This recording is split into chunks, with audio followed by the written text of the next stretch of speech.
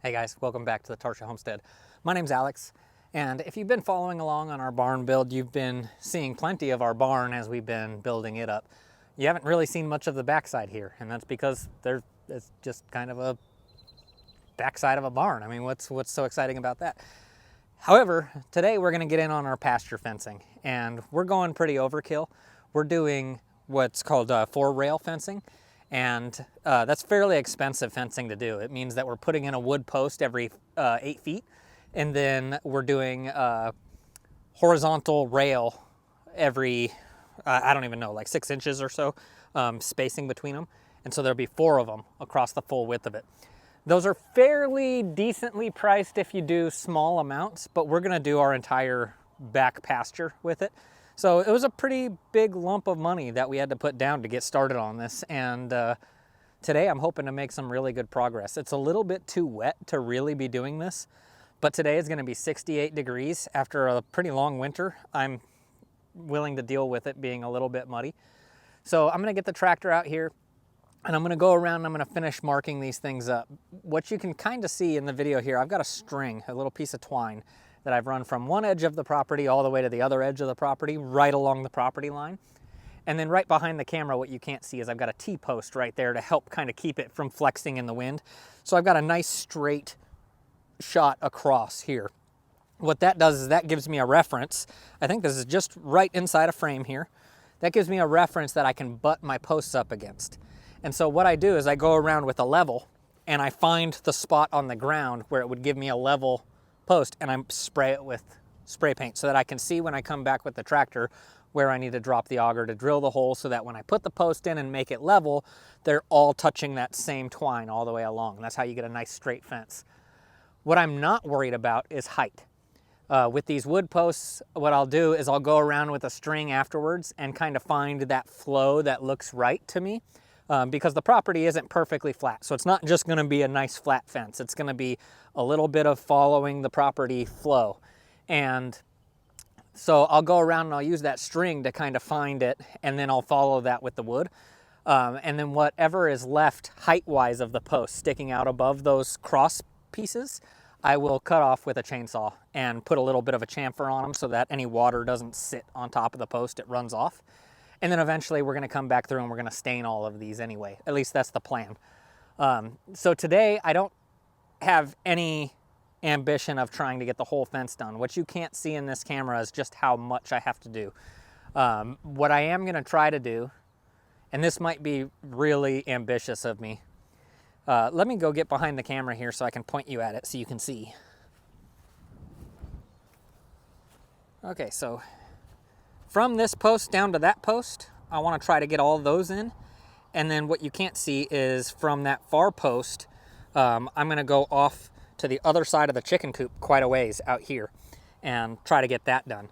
And then what that'll allow me to do is, even though the fence isn't complete, because from this post right here, we still have to go all the way down to that T-post, all the way down there. So a really long span of fence. But what I'm hoping to accomplish is just that section right there, so that I can temporarily come in here with cattle gate or cattle panels and go from the edge of the barn right here up to this post just temporarily. And then same thing on the other side, just temporarily. We're getting goats today. And so that's a big deal. We're excited to get the goats, but also I'm worried because this little electric fence that I have here, I bought this thinking this would be a good temporary solution for getting goats. Like we could just set this up, then we could get the goats while I work on the fence. Now that I have it here and it's installed, and yeah, it's electrified and it's working, it'll shock the crap out of you. I'm not convinced that a goat can't just hurdle that thing. Now granted, we're getting Nigerian dwarfs, so they're not huge goats. But I'm still not super confident. One of the big things this is our first time getting goats, and one of the big things everybody tells you about getting goats is have good fences before you get goats. And we're making that cardinal mistake right now by not having good fences. So I'm trying to remedy that immediately. I don't suspect I'm gonna get enough done today to be really confident with that, but we can make do a number of different ways. If I have to go and set up my old temporary gates over there and some cattle panel and stuff just temporarily, just to get them out here. I can do whatever I have to do, but I want to get going on this fence. So without further ado, I'm not even going to cut this clip right now. I'm just going to bring you over here and show you what my next steps are. So you can see I've already gone around with spray paint and marked every 8 feet. So I know horizontally, or I know this way where each post needs to go. What I don't know is this way. And so this is what I was talking about, how I'm going to use the level. And I put the level up against this piece of wood right here. And I put it right on that spray paint line, and I find level. And if level isn't just touching the string, then I adjust until I find level that is just touching the string. And as soon as I find that, which is actually right where I placed it just by eye, so that was pretty cool. Now, I can quite easily say that this edge of this piece of wood is where I need the far edge of the post to go. So I just take this, and now I have a nice little cross. I know that when I come in here to drill this hole, I know that my hole needs to just barely pass over that line so that the post will touch this string when it's in there and level.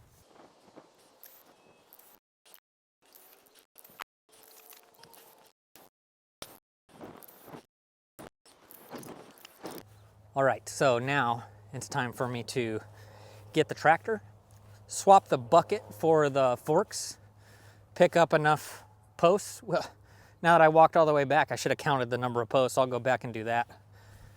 And then 2 bags per hole of concrete, and we'll get started setting stuff in place and so on. So follow along.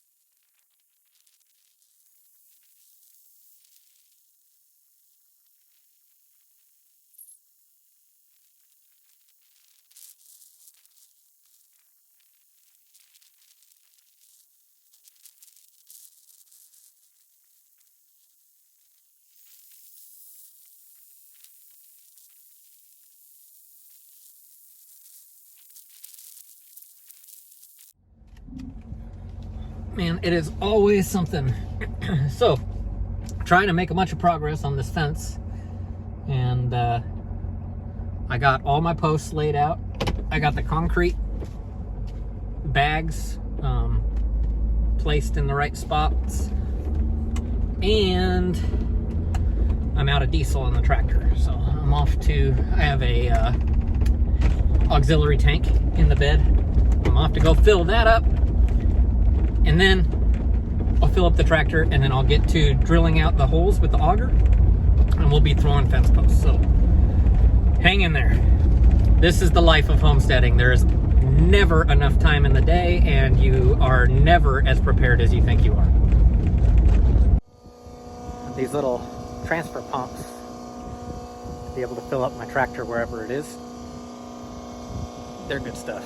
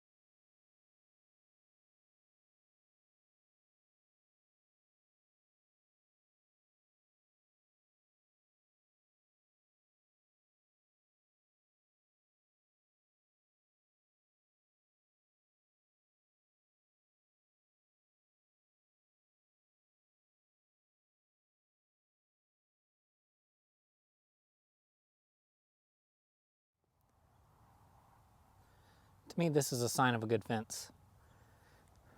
If you look, you see that one post there? But as I pull this camera away, that's a nice straight fence.